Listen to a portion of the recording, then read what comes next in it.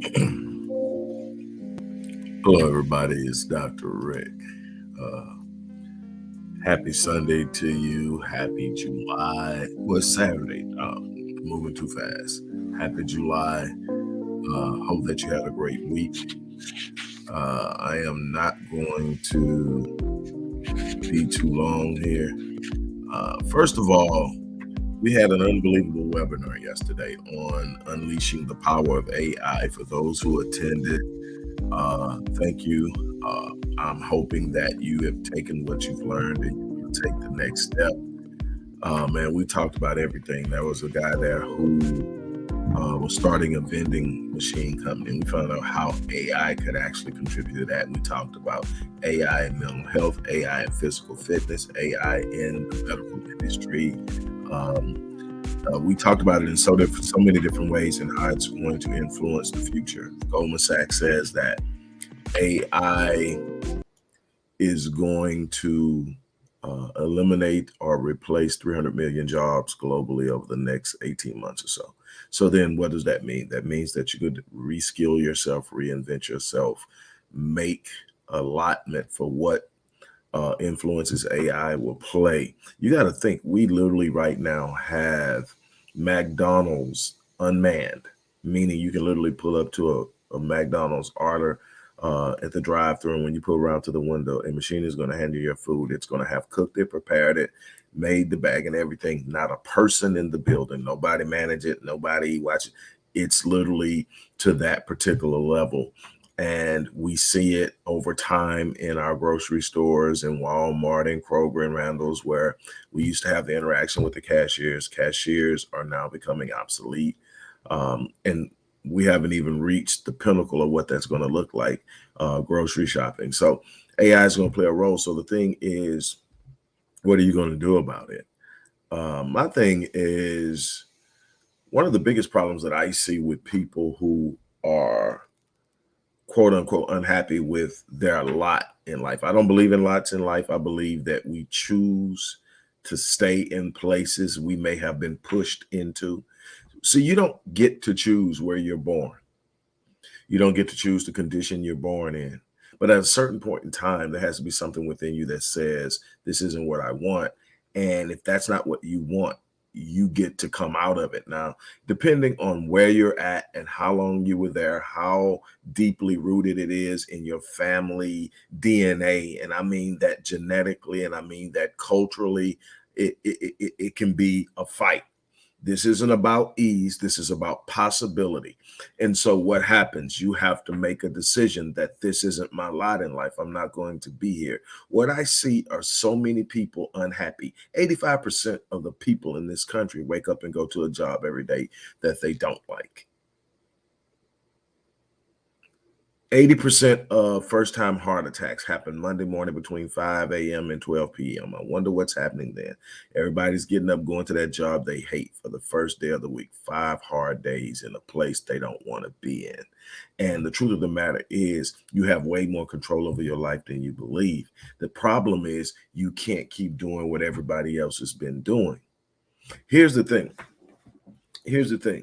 There's a saying amongst us that if you want a life beyond what everyone else has, if you want that life that's exceptional, that's phenomenal, that's remarkable, that life that other people are looking at, like the people who want something are looking at somebody and say, man, that's that life right there. I think the term we've been using for the last 10 years is, those are the goals. Marriage goals, love goals, career goals. Those are the goals. Looking at a particular person and seeing what they're doing and saying, those are the goals. Well, here's the thing. They didn't do what everybody else was doing. They did something different. They got outside of the box. They decided, if I am going to get things that other people don't have, I'm going to have to do things other people don't do. And that's problem. Everybody is getting up, going to the default setting in their life and thinking they're going to get exception. Your default setting is average. Your default setting is, if I get up and I do just what I have to do, I'm going to get just enough to get by. I'm going to get just enough to say, hey, I'm here. I'm going to get just enough to say I'm making it. But that's not why you're here. You're not here to make it. So when I created this course, which the webinar was the precursor to the course. I created a course that was comprehensive. Anybody that knows me knows I'm comprehensive. If you watch my videos, you know I do very few shorts. Why? Because I don't like to throw stuff out there and leave people trying to figure out what you do with it. So I'm very, very detail oriented. When I work with my clients, I'm detail oriented. I'm wanting to know where you're at, what you're doing, how you got there, so that I can get you where you're trying to go. That doesn't just pop up and happen. It's detail oriented. So when I create courses, when I write books, that's why you very rarely get a book with 100 or something pages. I don't even count those as books. I count them as guides. All of the books that I count, when I say I've got 26 books published, over 200 pages. Why? Because I want you to really, truly get an understanding of what I'm trying to give to you. I'm not one of those people that come up and say, if you want to get out of this, do this, but then don't tell you how to do it. That's one of the catches that everybody does. Hey, you want to do this? Do that. No, here's what you do. You got to do X, you got to do Y, you got to do Z. And if you do that, then you're going to follow up with this and this and this. It's detail, and a lot of people will turn it off. Because you know what? We've been trained for sensationalism and we've been trained for brevity. So what we want is something real succinct, real sensational, drive our emotion. Doesn't even have to have substance as long as it makes me feel good.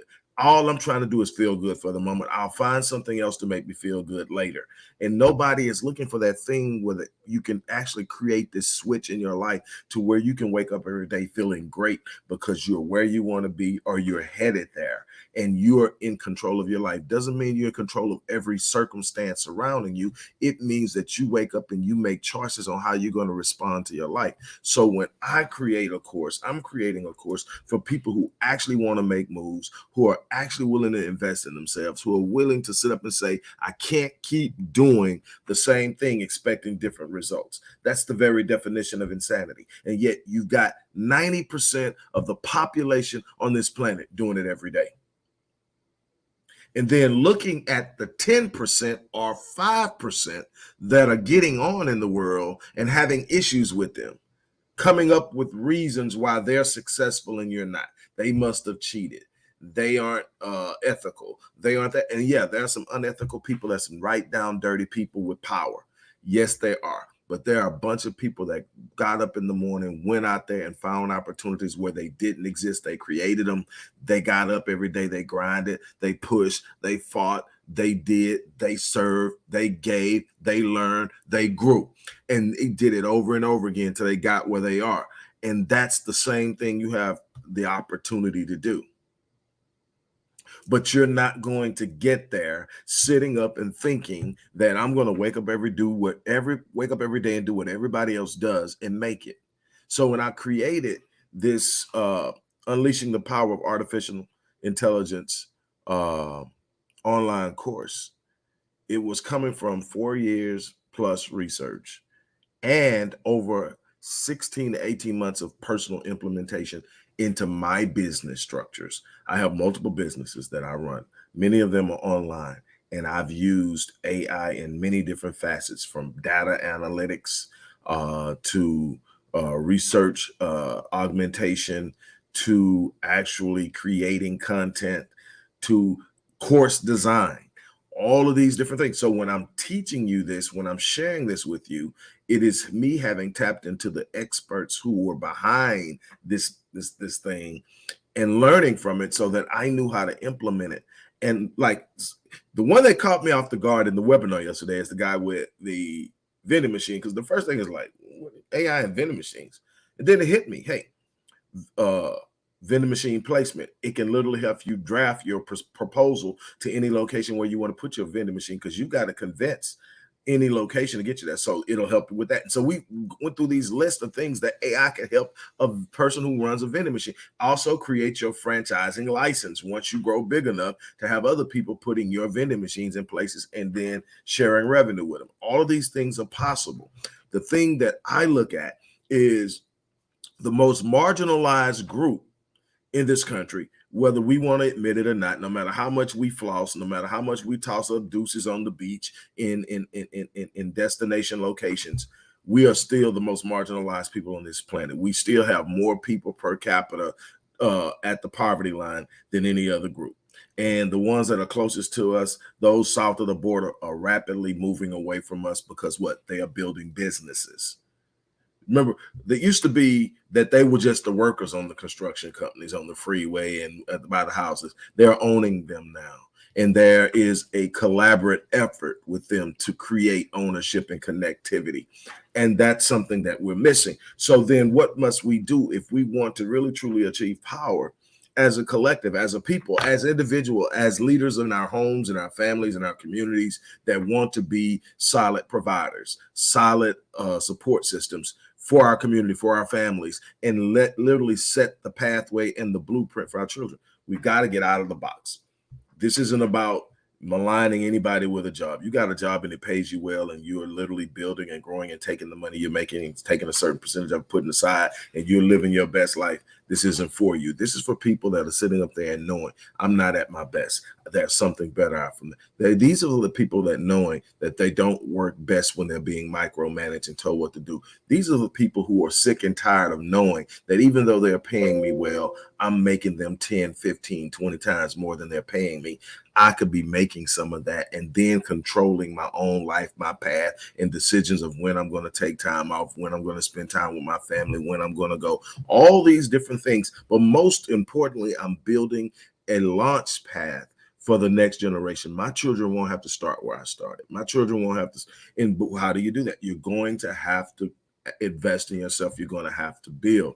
So when I created the Unleashing the Power of Artificial Intelligence course, it was because I saw, you're talking about something so powerful. No piece of technology has grown at the rate that AI is growing right now.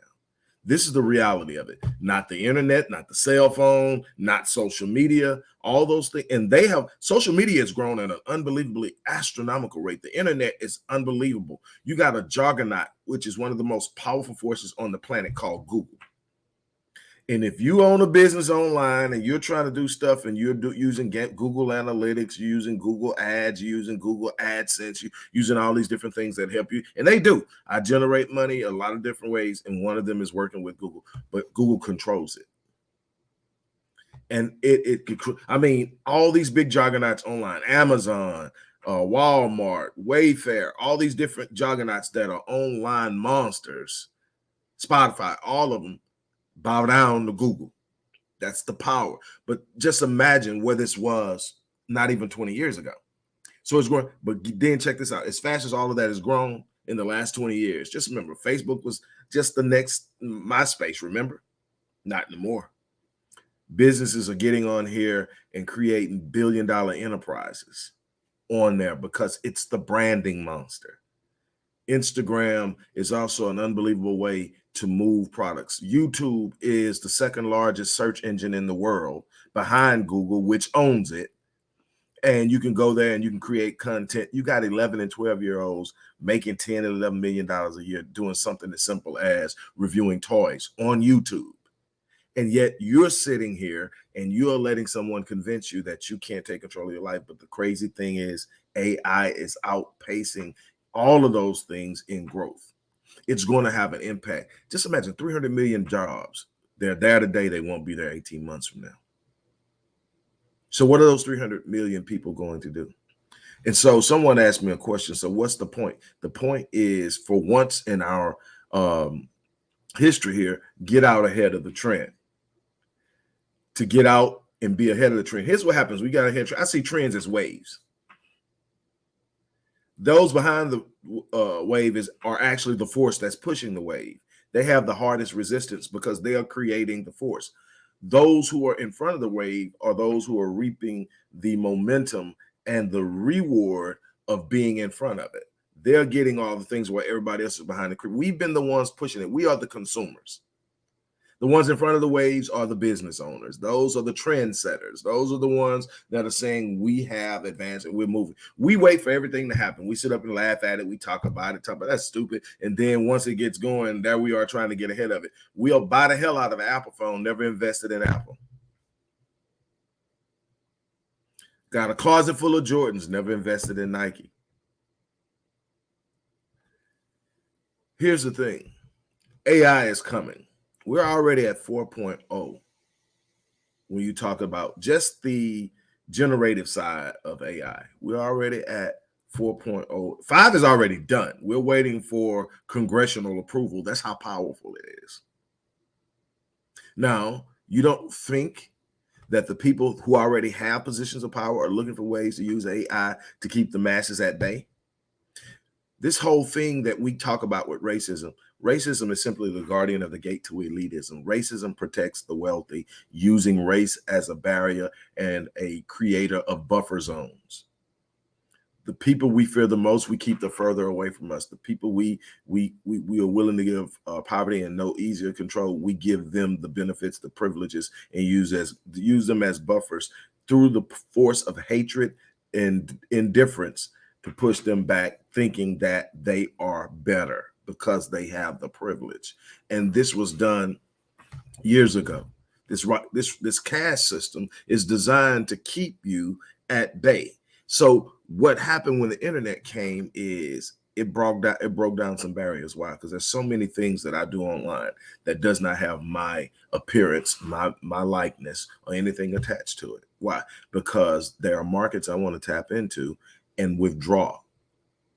And when I withdraw, I'm not going to go back out and spend it. I have stopped so many of my old spending habits because I realized just what I was doing. I was financing the demise of my people by pouring money that was being paid by other people outside of my race, and then going back and spending it right back. That's why they don't have a problem giving NBA players, NFL players, other athletes and entertainers all this money. Why? Because the first thing we do is we run to white-owned establishments, white-owned fashion companies, white-owned car companies, and we spend exorbitant amounts of money there to prove we've arrived, and we dump all that money that we've earned right back into their economy. So they get to be entertained by us. They use us and our skill sets to build and grow their enterprises and make way more than they're paying us, and then know it's coming back. Why? Because we're trained consumers and we buy into that. And so what I did is I stopped. I have a nice vehicle, but I've had it for a very long time, and I'm gonna ride it till the wheels fall off. Don't have no note on it. It speaks of how I feel I want to carry myself and represent myself. There was a time of 6 or 7 of those in the driveway. Bunch of square footage that I'm not using. And just money just going. Closet, rival any woman's. Shoe collection, rival any woman. Still got a few shoes and caps. But most of the stuff is just holdovers. Because for a while, I have not been out just splurging and buying because I understand. I'm going to put it in my company. I'm putting the vast majority in the expansion growth of my company. The rest goes off into investments because I understand.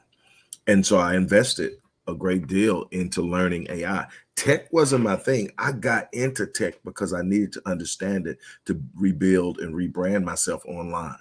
And so when I created the 7-day online business launch course, that was me taking what I had done for 13 plus years and saying, hey, this is what I've done. It works. Do it. Let me show you how to build a business, start a business, launch a business for little to no startup capital. Grow it out, and from there, piece by piece, bit by bit, but you got something that's yours. And let me tell you something. I'm not going to tell you it's easy. I'm not going to tell you every day I wake up and everything just flows like milk and honey. I'm going to tell you when I wake up, it's mine. When I wake up, I'm smiling because I'm about to start a day with something that I'm passionate about, something I love, something that I will do long after it stops being financially necessary because I am passionate about it and I love it. But let me tell you something. There's nothing like being able to say, you know what? I went through a very rough time. I went through a divorce last year. I lost one of my younger brothers last year. A couple years before that, I had 5 heart attacks in March of 22. So the last few years has just been this constant barrage of bam, bam, bam. But last year was really tough for me. Anybody that knows how I feel about marriage knows how hard that was for me. But I got to January and I thought, wait a minute. I am so pushed and programmed to sit up and just keep going no matter what. That's how the heart attacks got me. Just would not. I didn't have time to go get checked out. I was working, I was grinding, I was trying to make things happen. I had a family that needed me. I had all these things that I had to hit, and I'm killing myself because I'm not moving that sedentary lifestyle. I done went from being fit from like 5 years ago to just being unbelievably overweight. And anybody that's followed me has seen the story of the weight loss journey since then and where I'm at and all that. But what happens is I get to 2022 and I decide, you know what? I'm not doing it like this anymore. I'll fool around and I'll do this and I'll be dead. And all of this stuff will be for naught. I took 2 weeks off. Mental health. Hit all my clients up, hit all my associates up. Look, I'm taking 2 weeks off. Didn't have to ask nobody, know why. I built it. Then I decided, you know what? After that 2 weeks, I need this. So I decided, you know what? I'm going to do this once. I'm going to take a week off every beginning of a quarter. Now, I actually jumped ahead. I was supposed to be taking one off this coming week because this is the beginning of the third quarter. However, I did it in June. But I got it mixed up and I did it in June. My people say, well, this isn't it. I say, I'm sorry, I've already set it up. So I won't take one this week, but I'll be October the 1st. I'll be right back at it. But I also decided, you know what? That's going to be at least one day in a week where I'm not going to do anything. Or I'm not going to be under the gun. So I'm not going to work with clients. I'm not going to have anything on my calendar. I'm going to do what I want to do. I might work, but it won't be because somebody has me up against the gun of the cat. So every Tuesday is a mental health day. So I got 2 weeks at the beginning of the year, 1 week at the beginning of every quarter, and one out of every day. And I didn't have to ask anybody because I own it. And that's the beauty of this thing of setting up and creating yourself. Look, this course is unbelievable. We go through everything from understanding artificial intelligence, what is AI, types of AI terminology, benefits of AI for small businesses, improved customer experience, data-driven insights, competitive advantage, AI for individuals, how to apply AI to your everyday life to make your life simpler. So you're talking about visual assistants, smart home devices, recommendation systems. You can literally get AI to make recommendations on everything from purchases to trips to everything else and give you give you the information and the data behind how the decision and why the decision was made or why the recommendation was made and everything else. Home budgets, family budgets, family planning, investment plans, finances, everything. AI, health as well, personalized healthcare, medical diagnosis and treatments. All these things are things that are in this course. AI and finance fraud detection, robo advisors for investments, automated budgeting and expense tracking, AI in education, getting started with AI, data collection, preparation, identifying AI opportunities. All this stuff is in this course that I created. That's just the syllabus that I'm reading from it. I didn't read the whole thing. I just went through it real quickly. I created it because it's time for us to stop doing what everyone else is doing and do something different so we can get something different, so we can land in a different place, so that we can start taking power. We can talk power all day long. Power is the result of accumulation and acquisition of things. Number one, wealth, knowledge, wisdom, the creation of protocols and agendas that serve strategic plans. If you don't have these things in place and they are not working conglomerately, you are not going to achieve power. You can talk about it, you can wish for it, you can pray for it, you can do all the things you think will get it done. There is a plan. If you sit up, even if you're talking about it from a faith position, if you're a Christian, you are of Jewish heritage, or you of Arab heritage, all of it covered in the Bible. You either the descendants of Abraham, descendants of Isaac, or the descendants of Ishmael, or you have converted by way of Christianity. So you are either basically primarily practicing Islam, Judaism, or Christianity. And then there are some others as well that still follow the spirituality. But if we're talking about those three that have a Jewish background or a Jewish origin. We'll start there. Here's the thing, that no matter what you look at, you go back, and even when it talks about wealth, it says it is God who gives you the power to get wealth, but it doesn't say it's God that gives you the wealth. You have to go out and create it. But there are principles for creating the wealth. It isn't something you just sit up and you wish on. There are literally principles that have been present as long as you can look back. There's ability there. If you go back and you even look at the principle of tithing, I'm about to piss off some pastors, but if you look at the literal principles of tithing and you go back and you look at the law versus the actual practice of the law, wasn't actually that everybody paid tithes. The poor didn't pay tithes. Actually, if you look at the law, there were two principal types that paid tithes, and it identifies a premier type. The two types were those who own herds and those who own crops. Well, why did they pay? Because they owned the wealth. The Levites didn't pay and the poor didn't pay. Why did they pay? They paid because they could afford to pay. So it wasn't everybody paying the 10th. It was specific people paying the 10th, and there were specific rules of how the 10th was going to be paid. And that was to Israel, and that was a derelict of the codices, so that are known as, and it gives it. So I'm not going to get into it any deeper than that. But what happens is they gave because they had. And how did they have? They had, number one, by own those who own herds and own crops. What did they both own? Land, real estate. And you go on and you find out that there are these principles to building wealth. There's a principle that says that you have to give in order to keep it open. You close your hand, you can't receive. And it seems to be there's this way that it comes out. So no matter how tightly you squeeze, if nothing's coming in, you're losing. So then there's a need to be benevolent. And all of these principles and all these things come from understanding and knowing how to build it. It's a process. It's not a magic trick. We want everything fast in this microwave society. We want it now. And when we can't have it now, then we don't want it. Or we're going to jump from one thing to the next. We're going to demand somebody else gives it to us. No, you're going to wake up and you're going to have to look up and say, hey, look, I'm not happy with the position I'm in. I'm not happy in the state I'm in. I'm not happy with my financial situation. I'm not happy with my relationship. It doesn't mean that I'm going to run for anything. It means that I'm going to work on changing it.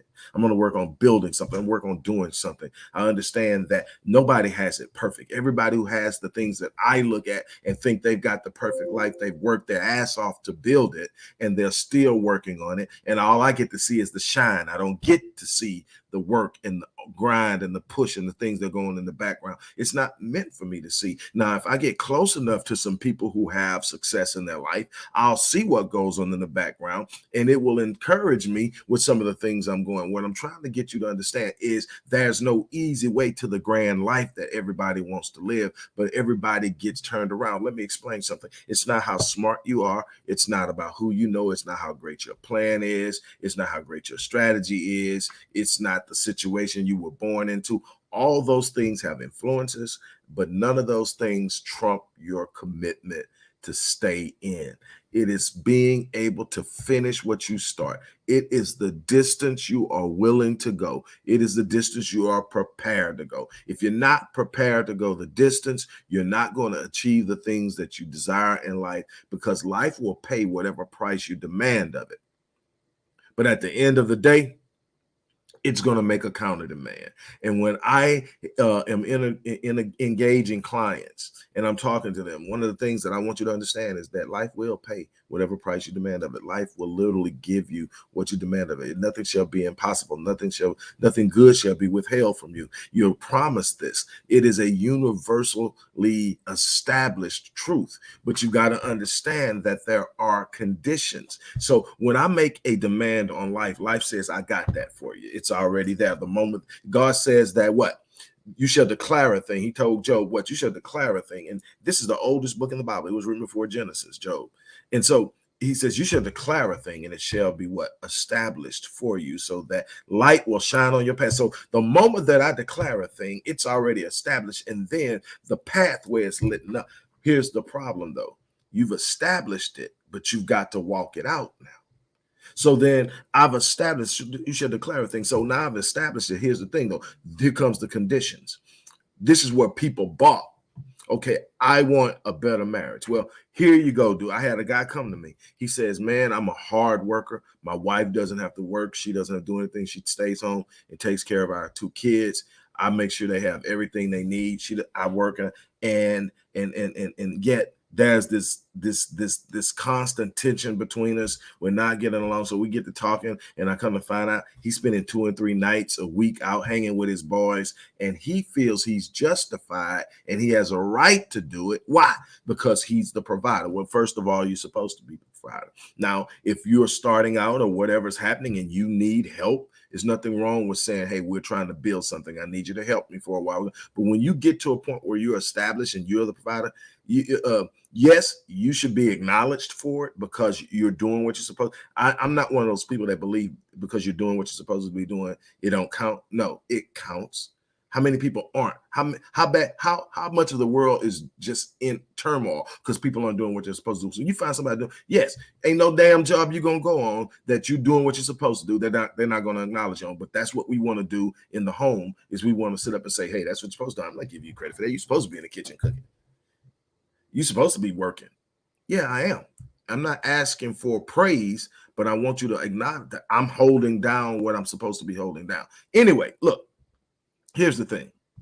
So you're doing this thing, and he's doing it, but he's thinking that gives him a right to put his wife in a lower level. And so I had to explain to him, first of all, that what she's doing is just as honorable as what you're doing. Matter of fact, I think it's more honorable. She's educating your seed. She's nurturing your seed. She nurtured it while she carried it. She's nurturing your seeds now as the mother, and she is preparing them to be fathered and parented by you. She's doing the first phase of this thing while you're out there doing that, so that when it's time for you to step in for the little boy and the little girl, because you're the source of identity either way, it's when it's time for you to step in, you step in, right? Okay, but here's the thing. You've got to honor her in the same way you want her to honor you. The same way you want to be acknowledged for being the provider, she wants to be acknowledged for being the nurturer. And she wants to be held in equal esteem, and she deserves to be. So then there should be nobody, including your boys, that come before her. So if you want a better marriage, the demands you make on life, you're going to have to meet the counter demand. Put her first. Now, here's what happened. He went and did what I told you to do, but he did it begrudgingly. So what did she do? She is what we see visually. And I don't just mean with our eyes. I mean, we are the ones, the holder of the vision. That's why it says, right, the vision. We're the ones with the vision. So we think visions. We see, we discern through our sight. She has what? Discernment. She has intuition. So what does she do? She feels you're doing it, but you don't want to do it. That's worse than not being. That's worse than not being there. You're here, but you are here begrudgingly. She thinking, you might as well go. So he comes back and tells me it doesn't work. So we get to it. I tell him, look, you better start seeing the value in this woman before you don't have this woman. And so he goes back, and this time he starts to see it. And now I'm like, hey, number one is your boys should love you enough to tell you to be home. You need to start making sure you're around the right people, because your boys will say, man, we spent too much. I ain't going on that, man. We went out last week. You need to be at home. So he went from seeing his boys 3 times a week to seeing his boys maybe twice a month, and so things went great, but he had to meet the counter demand. He had a demand on life, but he didn't want to give anything to get. That's not how life, God designed this world to be a world of what? Reciprocity, a world of sowing and reaping. You want the harvest, but you don't want to sow. You want the promise, but you don't want the process. You want all these. That's not how it works. So what I'm trying to get my people to see is you can't keep demanding greater things with mediocre behavior, mediocre mindsets, mediocre standards that you're operating by. This is a chance for us to really truly climb and get out. Create these courses. And something else. While I have a healthy non-Black roster and clientele, I don't advertise to them. They come find me. I advertise to the people that I'm really trying to lift and help, because they're the hardest to reach. They're the hardest to convince. They're the hardest to help. And so when I'm doing this, I'm not there. There are more people from outside looking like me, my people, that come to me for the things I do in every area. Now, other stuff I do from the Odyssey Project solely for us, but I still get support and ideas and pushes. Like, with what I did with the workshop on adverse childhood experiences, we really truly have to look at where we're at and what we're doing. But I do this because I believe in us. I believe in our genius. I believe in our gifting. I believe in the power of our resilience. And that's why it's so frustrating to see that we haven't moved one iota. Matter of fact, we've regressed uh, since the 60s. We've regressed significantly. We have been stagnant in home ownership. The wealth gap has widened. We are becoming less and less relevant politically. Why? Because we're refusing to build. We're caught up in what we look like. You can just look at different things in different phases. We are sold out on being the loudest, and I mean that visually and audibly, but having the least. And time is out from that. When you have power, you can move quietly, and your power is felt. You don't have to say a whole lot. You don't have to flex and posture. You make moves. But in order to make moves, you got to develop an awareness of how the game is played. You got to develop awareness of what's going on. We are losing because we don't know how things work. So, look, uh, I put a link for this online course, and also this course is going to give you a certification in AI consultation and integration. So you'll literally be able to help other people set up AI integrations and implementations in their businesses, or to help them launch businesses, and you can work as a consultant. Um, and my academy is nationally accredited through the Crystal Rain Institute, which I sit on the board of, and I've written a lot of curriculums for, and its accreditation sits under the University of North Carolina at Chapel Hill. So we are juiced, and we are doing things to make us better so that we can be better, so that we can do better. But we have to start somewhere.